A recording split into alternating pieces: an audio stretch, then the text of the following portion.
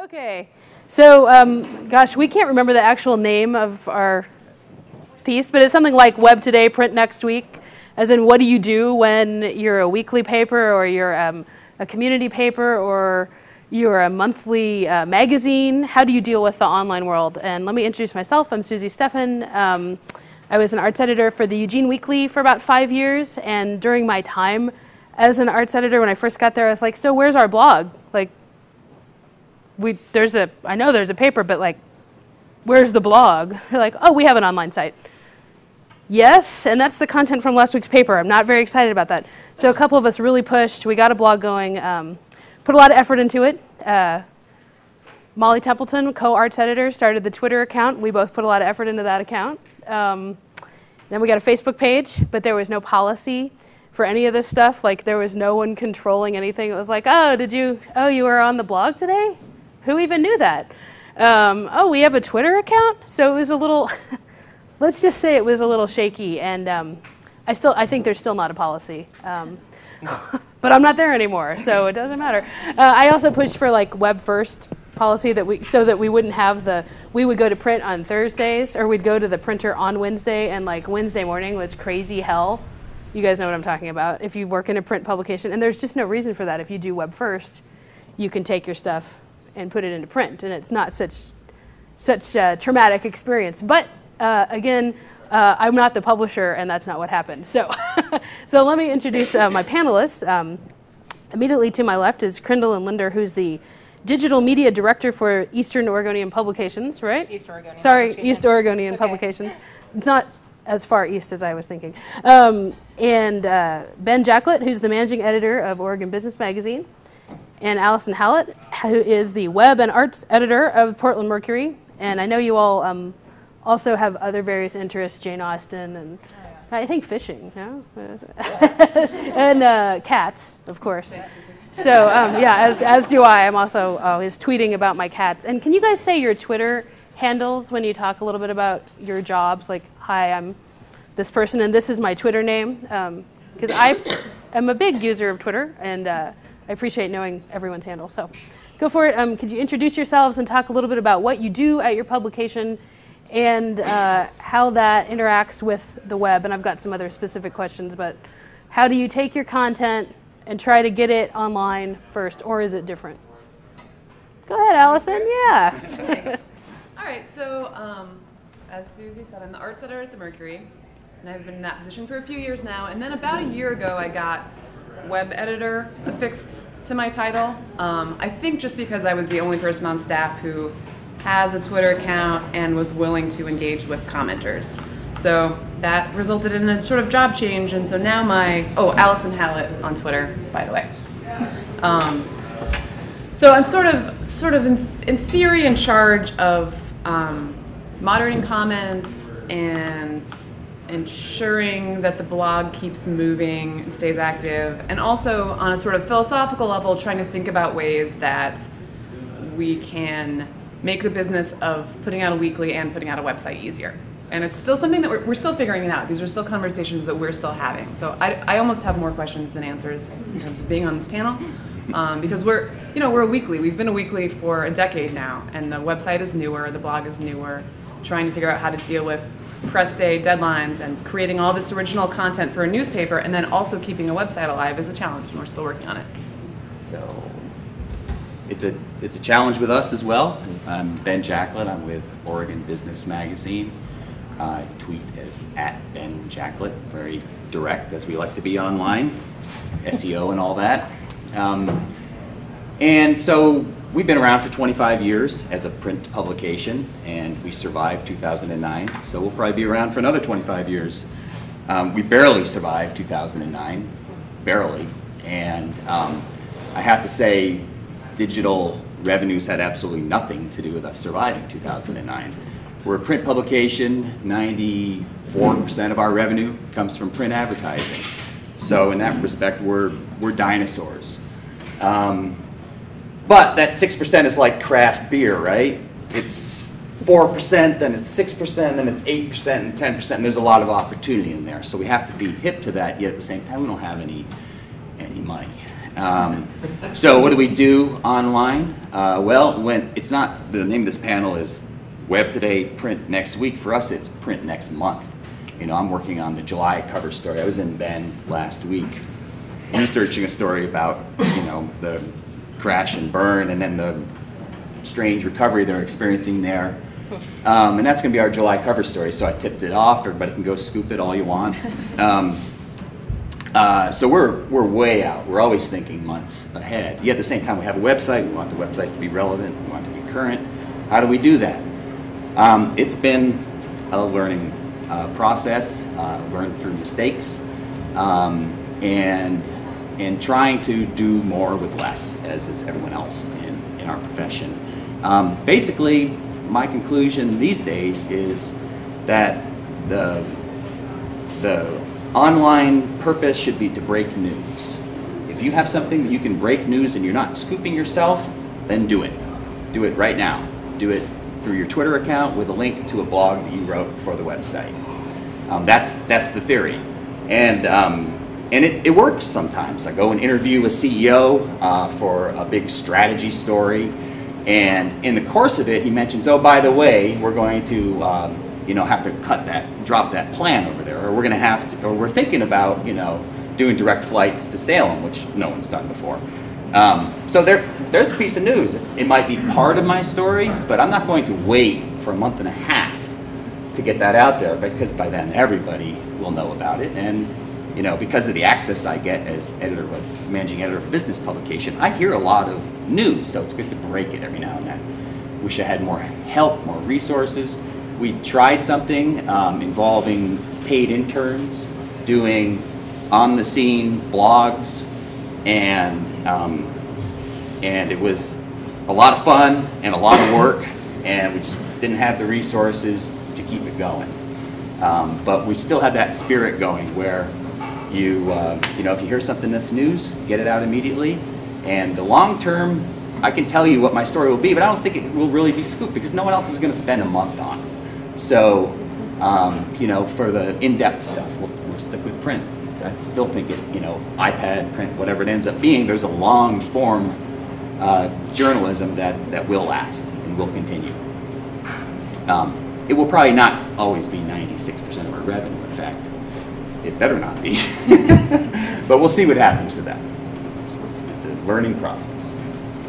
I'm Crindalyn Leister, Digital Media Director for East Oregonian Publishing Company, and we're a small family-owned business, and we have, I think we're up to 9 community newspapers and websites, and agricultural publication in Salem, Oregon, Capital Press. So we have 2 dailies, the Daily Historian, East Oregonian, and Pendleton. We have a couple of weekly newspapers, Chinook Observer in Long Beach, Washington, the Blue Mountain Eagle in John Day, Oregon, and the Wallowa County Chieftain in in Enterprise, Oregon. We also have a twice weekly publication, Hermiston Herald. We have a publication, North Coast Citizen, Cannon Beach Citizen, that is every 2 weeks. We have an online-only website, Seaside Sun. We have an arts and entertainment publication that's weekly, that's tied to a website too, and we have various niche websites that are tied to blogs or real estate and stuff like that. For all of that, the online components, we pretty much have a solid staff of 5 people. We do have somebody that does web for the Capital Press.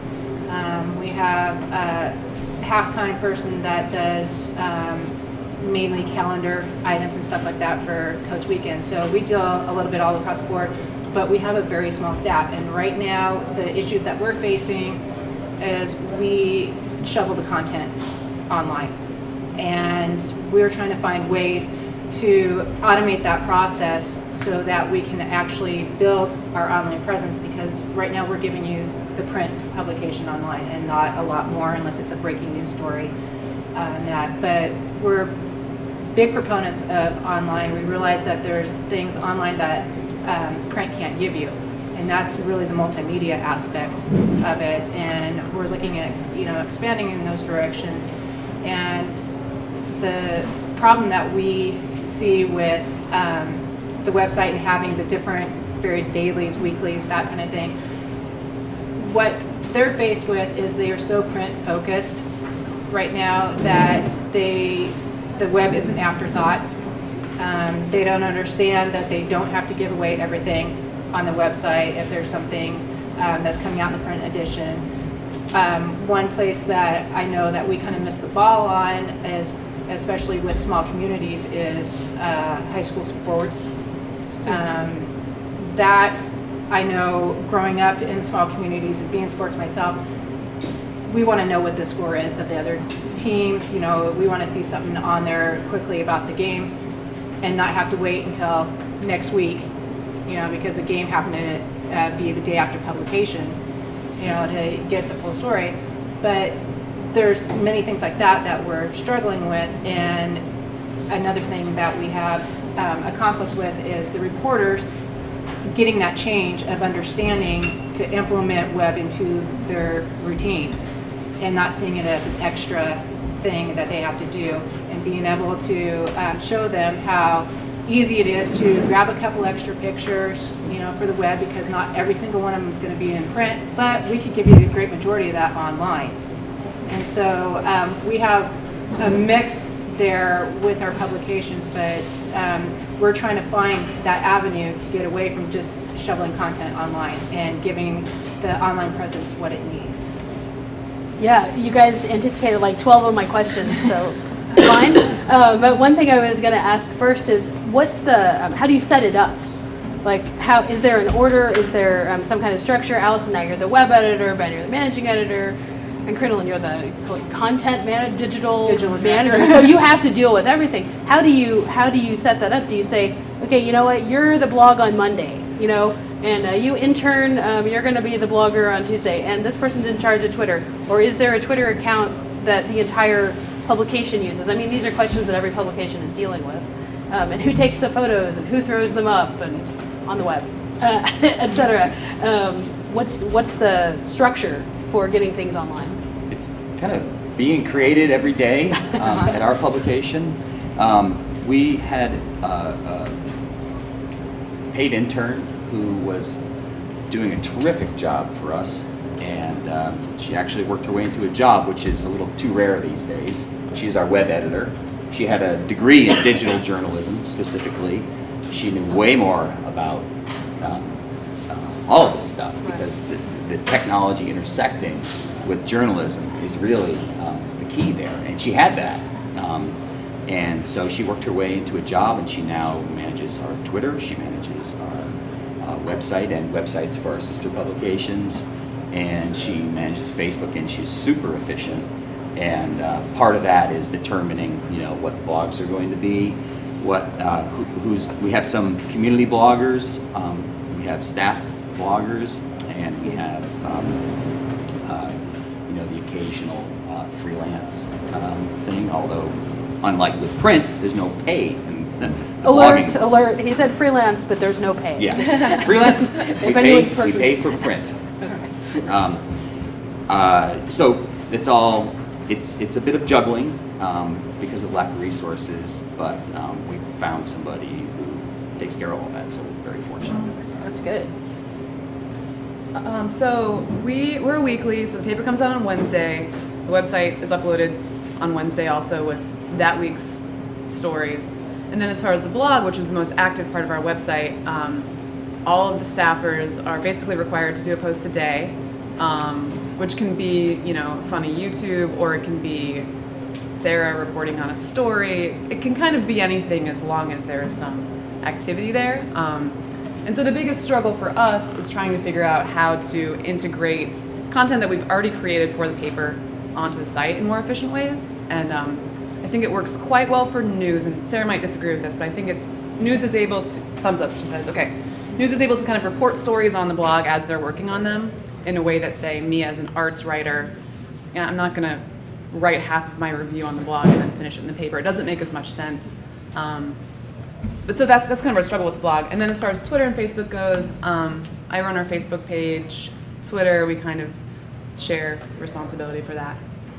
But you guys each have your own accounts as well, right? So that A lot of us do. It's not really mandated, but it has just sort of happened that way. Because I know after I left the Weekly, when I agreed to do some freelancing for them, part of my contract that I wrote actually was I will drive traffic to the site through my Twitter account, which has 2,400 followers and blah blah blah. And they were like, oh great, we'll add an extra $20 for that, or whatever. They didn't say that specifically, but it was something like that. So Yeah, I I thought traffic, it's important. And as for, networking and finding stories, I think it just made sense as a tool for all of us to use. No one had to tell us to do it. Yeah.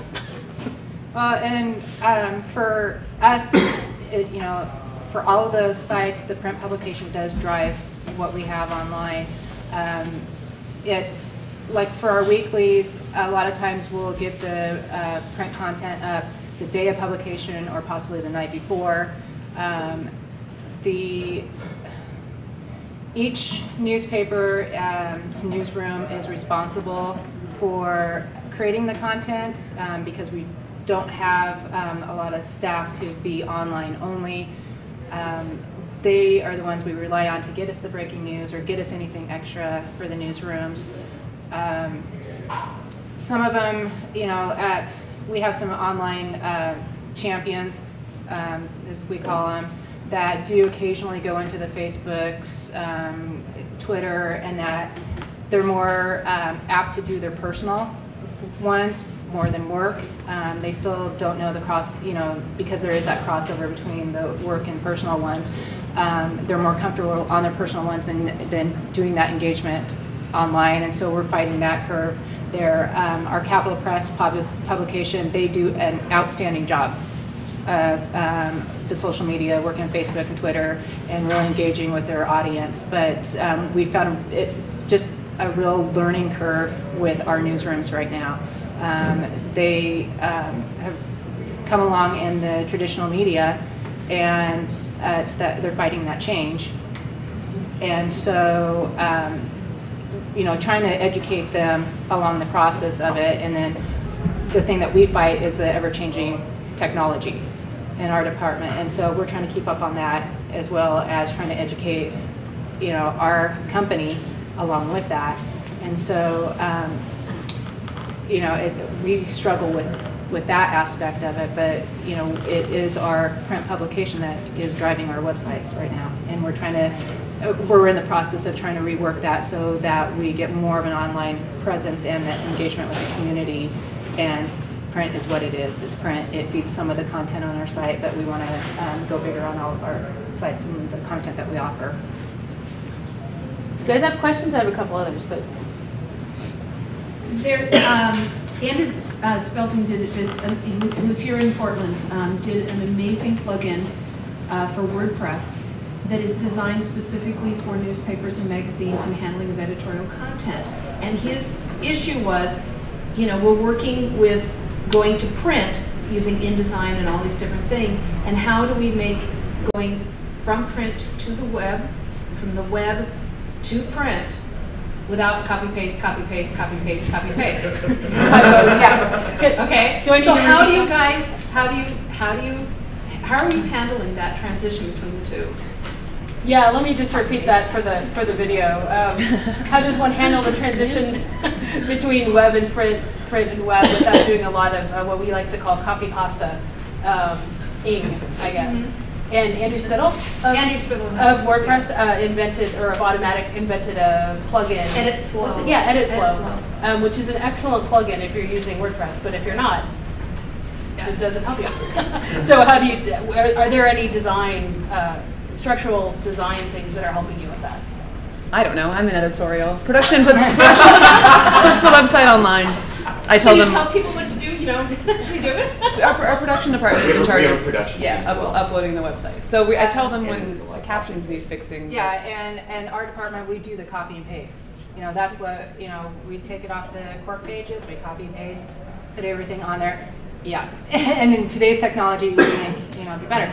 We are, for our papers that have front-end systems, we're working on the scripting and that to get it to flow automatically to the website and to the right places, and that's something that we're trying to get so that we're out of that business of shuffling content.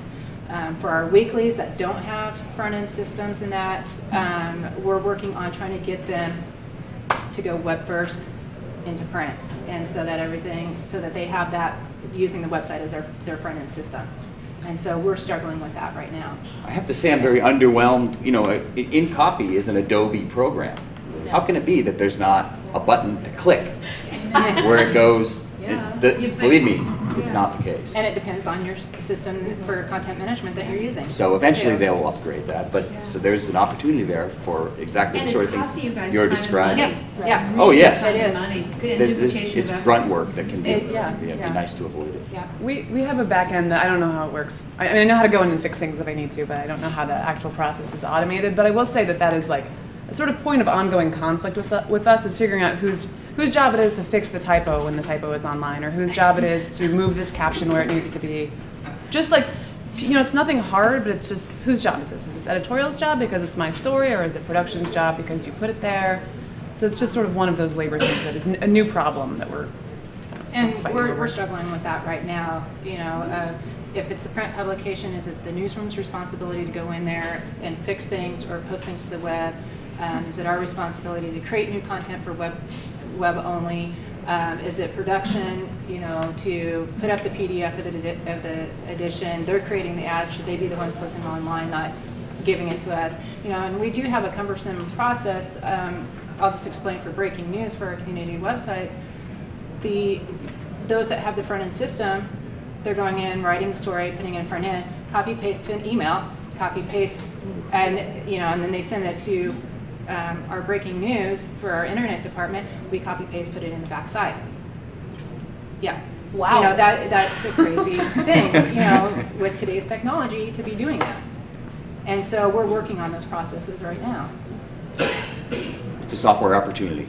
Yes, Portland, come on, deliver. Do any of you have Twitter or Facebook policies for your staffs, or whether formal or informal?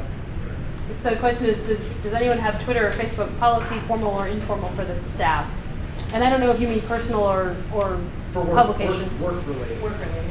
So that could be either, yeah, you could be using either one. That ends up being work related, and we all know that. So. It's informal for us. You know, we try to guide everything on the same tenets of journalism that we use for the magazine. So, fairness and accuracy. Just because it's online, those rules don't change. So it's basically the same as far as news choices. Or you try to make it the same. It's tricky. It's informal. We don't have any policies, and if we did, I'm sure I would regularly be violating them in my own Twitter account. But one thing that has recently come up that's yet another, similar to the production challenge actually, whose job is this? And is our advertising department, our sales department sort of noticed like, oh wait, there's a bunch of people following us on Facebook. How can we monetize this? And so suddenly a tool that was, you know, an editorial tool that I had developed is like our sales team's kind of eyeing it like, well, how can I get on this? So those again are still conversations that we're having and trying to figure out who gets to say yes and no to that sort of thing. But in terms of people's personal Twitter accounts, they can do whatever they want. And with us, it's very informal. There really isn't a lot of structure to it. We encourage it, but mostly, you know, at some of our sites, it's getting them to actually engage in Twitter and Facebook. And so just that learning curve and having to educate them is what we're facing, and so we don't have a real set structure for that. It's kind of a two-part question. But first of all, I'm curious what your organization's different approaches are to online content as far as a different blogging, which seems to be a different approach, blog updates, maybe not necessarily different standards, but certainly a different approach versus online content that meets more traditional journalistic standards, but that is maybe web-only content. I'm curious about whether you run into any issues with those being confounded. First of all, so that's the first part. And the second part is, with online content, I'm curious to know about how you deal with retractions and things like this, whether those have to be dealt with differently if you run into issues of people asking for corrections, or maybe you got something incorrectly on a blog post. How might you deal with that differently in correcting that, or whatever you need to do? Okay, so two parts, and the first part, you went to, no, the first part is if you're putting something online, what part is more informal, traditional, I'd say this, but traditional blog posty, and what part is more traditional journalism ethics-y? And the second one is, how do you deal with corrections online? Our Capital Press publication, they are probably the most involved with blogging. So they do the mix of it. Our East Oregonian publication, they have a few blogs on there. The rest of them, it's non-existent. You know, it is the traditional news media side. We don't have the integration of the two on our sites, and so we just don't really run into those issues. The second part, corrections. On those, we deal with them. If it's something that, you know, we got the information wrong, you know, time, date, event, whatever, we will correct them right away online, and then the next day or whenever the publication comes out, we will put the correction in the print edition. We've had people that say, you know, I was arrested, you know, so-and-so 10 years ago, and it's still up on the website. Can you just take that down? That, no, we do not take that down. Just like it is in the print publication, it is there. We don't take it down just because they're requesting, because they're, you know, reformed and out of prison and all this kind of stuff. We don't do that. We leave it out there. It's a big question for a lot of papers are facing that right now. Yeah. Well, we do a combination of things on our website. We do some aggregation. Editors picks 5 top business stories from around the state of Oregon that we select, and we just have a summary and then a link to that recommended story. And so that's traditional journalism. And then we have our content, which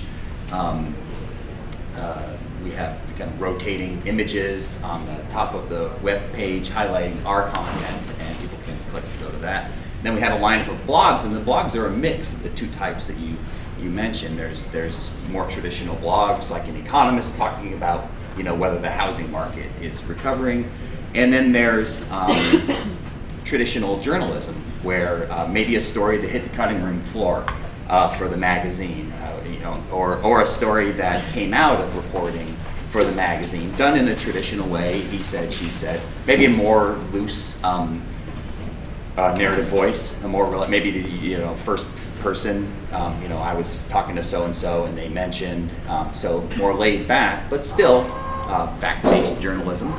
And then with corrections, yeah, the great thing about the web is you can correct it right away. So if you make a factual error or a typo, it's nice to get alerted even through comments. If you've messed up, oh, get in there and fix it. We just do that hands-on immediately. It makes, you know, because with us, it'll be 6 weeks until the next magazine comes out. So by then, no one even remembers the error. So yeah, it's much faster and more streamlined online. But as she says, tough, you know, people want to clarify, especially because we're dealing the word of corporate PR. People always call up, oh, we'd like to clarify something in your blog. You'd like to rewrite it. Tough. Clarify. So for us, the blog can definitely be more informal in voice than the paper can. Not always, but it can be. And the blog is not subject to fact-checking or proofreading in the same way that the paper is. So there's more of a potential for error to slip through. But I don't think that our reporters are any less rigorous on the blog than they would be in the paper. In part because, as anyone who's been corrected by a blog troll knows, it's just infuriating. And you usually get called ugly in the process, you know, it's just like, no one wants to be subjected to that. So when you're putting stuff on the internet, there's definitely some self-preservation that comes into play. John, excuse me for interrupting, but John Dvorak calls that interaction that you want to encourage, because at least it's a comment.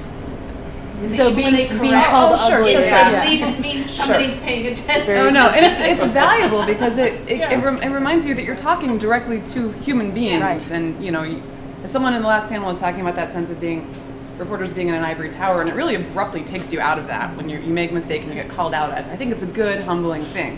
But then as far as corrections go, we print them in the paper if it was a print story. If it's an online mistake, we usually just say, update in the post, update, whoops, or strike through. We try to make it evidence that we've made a change to a post, just so sort of for the record. Yeah, that was sort of more the No, that was your question. meat Sorry. behind the question. Right. No, I think everyone covered that. I have a question about what I think is great about having the internet is that it's really fun. I mean, one day about a year and a half ago, I decided, I haven't done anything with children's theater in Eugene. Okay, that doesn't sound maybe exciting to everyone in the room, but let me tell you, those parents, that is a very big market. So I'm just going to follow them through production of Annie. And I'm going to go to rehearsals and I'm going to tweet it and I'm going to take some video. I don't know how to do video. Hey, we've got a flip cam. I'm going to give it a try. So I did a lot of updates on our blog. I put up video. I put up some audio. I put up a lot of photos, which were not the best photos ever because I'm not a photojournalist. But the parents, believe me, and the grandparents who had never been to our site before did not care about that. And actually, the print story was the most boring thing of the entire process. The web parts were way more fun. So I'm interested in hearing what you guys are doing that's enjoyable. Like, and do you have a Tumblr? Are you doing video? Is there occasionally do you think, I'm going to throw up that entire Q&A, even though I can hear myself saying, I wanted to ask that. What do you do that's fun? Well, I always make interns transcribe the Q&As for that reason, actually. But I need a second to think about that. So. Well, it's kind of refreshing and a pain at the same time. After like 20 plus years in journalism, all of a sudden, now I'm going to learn how to be a videographer. I'm going to, but it's good. You should know these things. It forces you to step out of your comfort zone. We tried video. We've done audio slideshows. Everything we do ourselves, or an intern comes up with an idea, and we have a small staff. Interactive graphics. I love interactive graphics. Not so easy to make if you're on your own. But we do what we can, and that is the fun part of the web. I've recently come around. I now prefer New York Times Online to the paper form. Ooh. That for me was a huge shift, and so now I see that, and of course we don't have the staff to be able to do the sort of stuff they do, but I see the power of it. For us, it's a challenge getting those reporters to even step out of that comfort zone and try something new. Or think of it as fun. Think of it as fun. They think of it as more work. And it can be if you don't understand it, but we're trying to work with them and educate them along the way and show them how it can integrate into their job, but we're still butting heads with them.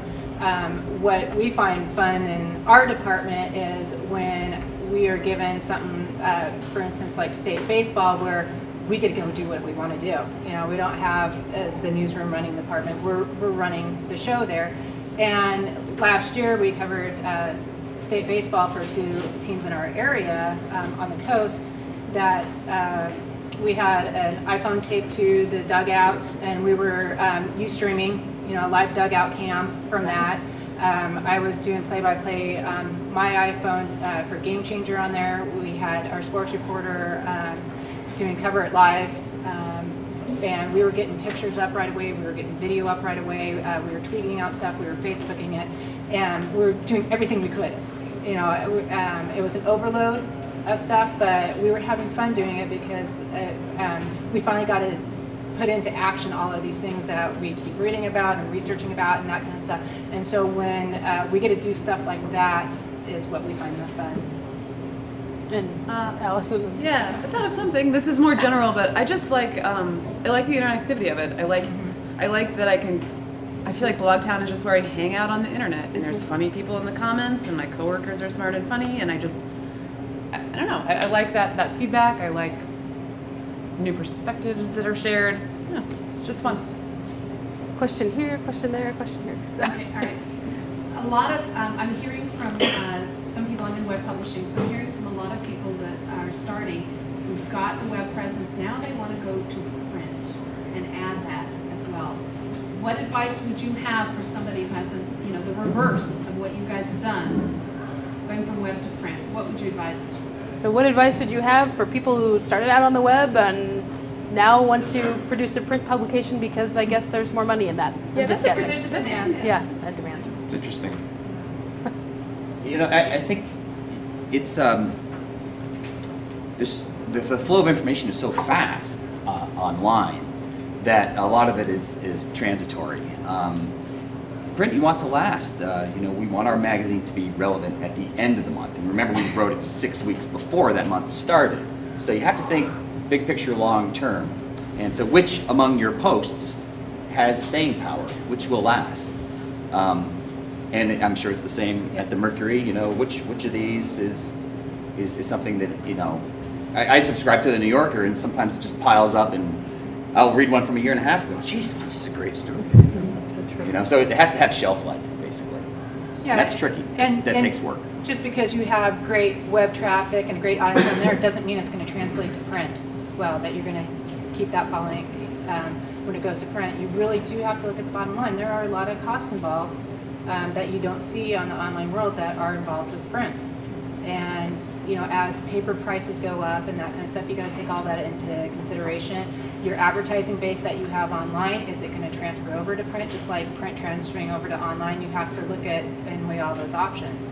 And so, I don't have a good, saying yes, you do need to look at it or no, you don't. There's just a lot involved that you have to look at. Just because you have print publication doesn't mean you need an online publication, because you have an online that you need print publication. They each have their own audiences. Yeah, I can't reverse engineer my skill set like that. That's a really hard question. That's kind of swimming upstream. What Ben said. I mean, that's all I also think, we've seen like bloggers who, and don't take this in any blogger versus journalist. I don't feel that way at all. But people who are early bloggers maybe got book contracts, and like, how did that work?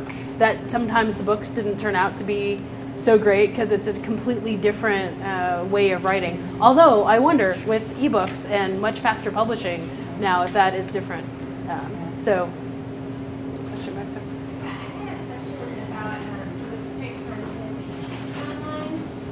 How do you decide which things to put online, how much of it to put online, and then do you package that any differently? Do you links in, do you use photos, or is it basically?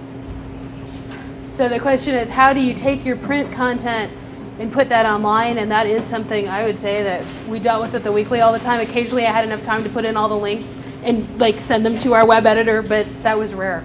So do you guys have any processes for that? Yeah, we put all of the content in the paper goes online. We do add links to our stories. We add venue information, basically anything that we can link to, especially if it keeps people within our own website, we're going to add a link to it. We generally will add photos if they're available, try to get like a sort of photo slideshow thing going. We also often supplement print stories with interview transcripts, things like that. Anything we can do to add sort of supplemental value to what we've created for the paper, we do. Same with us. We'll get a timeline across the bottom of a magazine story that stretches over 8 pages. We'll put that timeline online, make it interactive, click to original content. If there's a little 1-sentence item, you click there and you get the whole story to it. We try to make it better than, or at least fit the form. The form fits the medium. Yeah, and we're the same way. We try to get that multimedia aspect that you can't get in print, especially if it's if you're covering a festival or an event or a ball game or something. Getting that video or getting the audio with it, getting the photo galleries and everything like that is just. But it's also again, relying on the newsroom to get us a lot of that stuff because we don't go out there and get it right now. So I think 2 more questions, and I hear that lunch is maybe available. So actually, I see. Did you have a question? I want to. Okay. Y'all have different parameters for blogs than you do for your newspaper. Like, do you allow first person? Do you allow snarkiness? You allow opinion, things that you wouldn't. I know clearly Allison does. Yeah, that's But where I for the was rest of laughing. them, do you view your blog as from different editorial perspective in any way as far as what you would allow that doesn't go in the paper, and what are those parameters? So just to repeat it, are there rules for blogging for the publications that are different than the rules for print? And can the question that was funny was, can you be snarky on the blog? Can you use first person? So. Well, we just started blogging without really setting an editorial policy about it. And it was bringing a lot more people to our website. They were getting comments. We didn't even have comments prior to that. There was no interactivity to the website. And so this was fun in a way. So stepping out of comfort zones, the snarkiness comes in, the opinion comes out, whereas in the magazine we're pretty much, we try to write magazine style. You can bring in first person and that sort of thing. But it's not like a, an in-your-face blog post. And I actually did one of those just out of frustration over a really hot issue involving tax measures. I did like a snarky blog post. Actually, executives aren't leaving the state. I can't think of a single one. And if you can, send me, information about this, because I don't think it's happening. And I just got hammered. I got absolutely creamed and called into the CEO's office and everything else. And after that, we set a policy. So it's like, you can't do a snarky, opinionated blog that like sticks in the face of your readers. Because they're the ones who, there was just a disconnect between what I was writing, how I was writing, and what the business community was going through. So learn through your mistakes. I'm not saying it was a mistake, but it was a learning experience. But something about blogs, I think there's a natural tendency to, write that. Yeah, we have very few blogs on ours, and we really don't go back and forth in our community papers. And the ones that we do have, they're not actually writing about stuff that they're covering. It's more of, their passions and hobbies, like beer making and, cooking and stuff like that. And so they do go into a totally different form of writing on there. But we don't have any policies or guidelines as a company for that. But what about Frank Cassano? He kind of writes the book on this stuff, isn't he? Frank? He can say what he wants to say. Yeah. We had a no poetry policy for a while, but other than that, we've never had any blog parameters. No poetry on the blog, I think Mercury Solid. poetry would be very interesting. So my question was about photojournalism.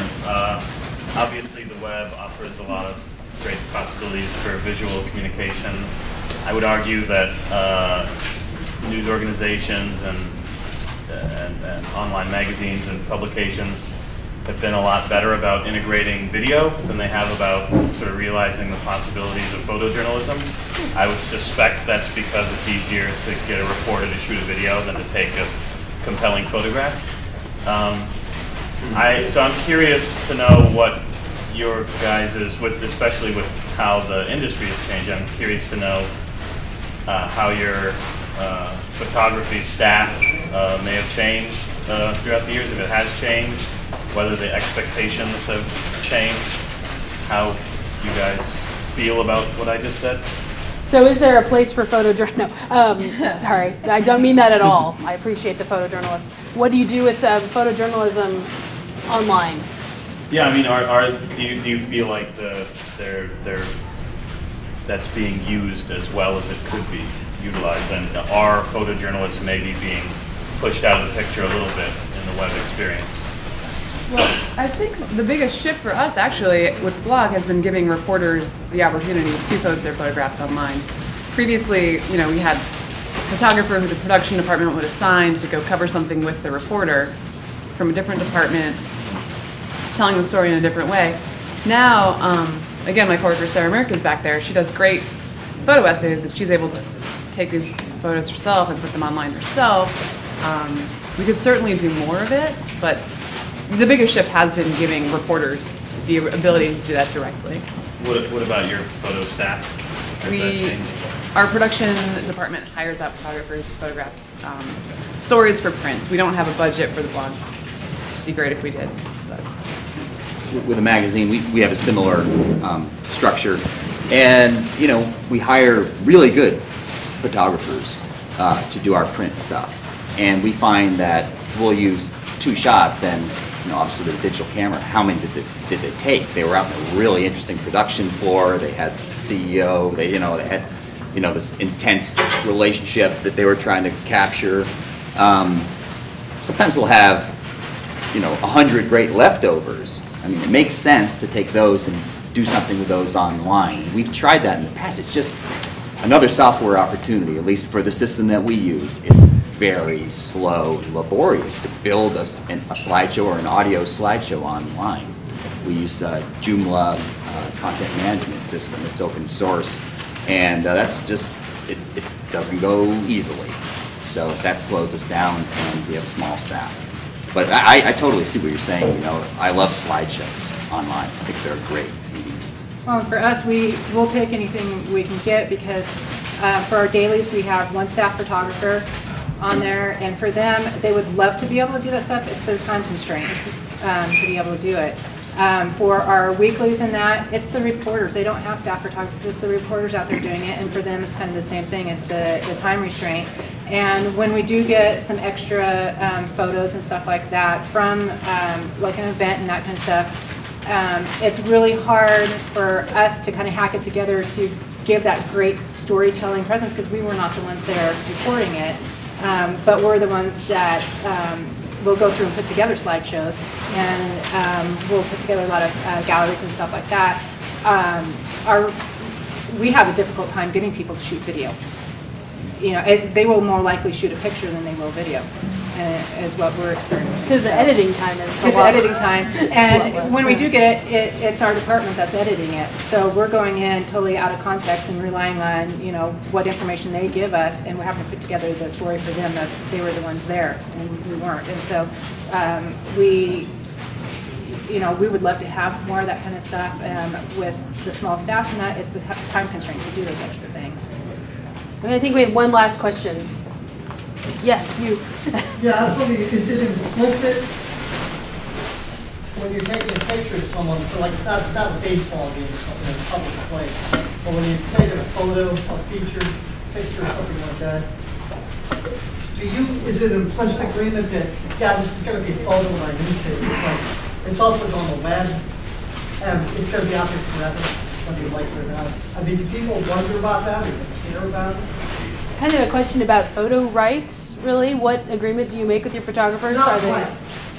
Not right. But just whether the person, the subject of the photo, understands that I was in a community newspaper this a while ago. Back then it was just, it was in the paper, it was gone. Now if you put it on the website, Facebook, whatever, it's out there forever. I just wonder if that's a concern for some people. Because something they think would be cool to have in the paper now, maybe a couple of years from now, not so cool. Do people ask about that, or is there an implicit agreement about that? Or? So what are the kind of the ethical concerns, and what do subjects feel about being? That would be one way. For the people who are. To make it clear to them, yeah. It's not just going, I know you don't say, it's not just going to paper. This is going to be out there forever. You get a lot fewer people agreeing to photo shoots, that's for sure. This is what I'm saying. Yeah, no, it's a good point. Understand that now, or? I haven't heard anybody come up. It's a great point, but people don't bring it up in general. Yeah. They don't bring it up to I've us. never had that. Yeah, I think that you just have to. I think the hope is that there's such a churn of information on the web that it'll be on the internet along with a billion other pieces of information. And let me say one, so if somebody looks for it, they'll find it. But who's going to look for it? One more thing about that: I teach some classes at the School of Journalism and Communication at the U of O, and my students do go out and do stories within the community, actually in neighborhoods, kind of inspired by Ken Aaron. And they're instructed to tell every person they interview, this is going on a searchable WordPress blog. This photo will be tagged with your name. It is going online. So my reporting students are told that. I personally have hardly ever told anyone that when I was writing stories, but I just figured they knew. I mean, if I'm interviewing you for a paper that's also online, like what, why wouldn't it be online? So. Yeah, no, that's one way. Can I just say something? Hi, I'm Lisa. I'm with the Scanner newspaper, and we have a YouTube channel and all these kind of things on the web. And twice now, we've had young people, and they were always young people, call us up and say, I don't want that on there anymore. And this beautiful woman who graduated from Portland School, she was an ethos instructor. She went on to the Juilliard School in New York, and she's a musician. She wanted to come out as being a young person who was bipolar and say, you know, you can still succeed. You can still succeed when you've got bipolar syndrome, right? And that was 2 years ago, and she just called me a couple weeks ago, and she's being harassed. And I don't have any idea what's going on in her personal life. And she said, would you please take that down? And I said, of course I will. I'll do whatever you want. But you can never erase it. So, I mean, it's interesting. People are impacted by it. And she approached us and she wanted us to do it. But it's part of the relationship you have with people. If they ask you something like that, I don't know. But it can never go away. Oh. Hopefully more ethics discussions later again. So thank you to all the panelists, Allison, Ben, and Lynn.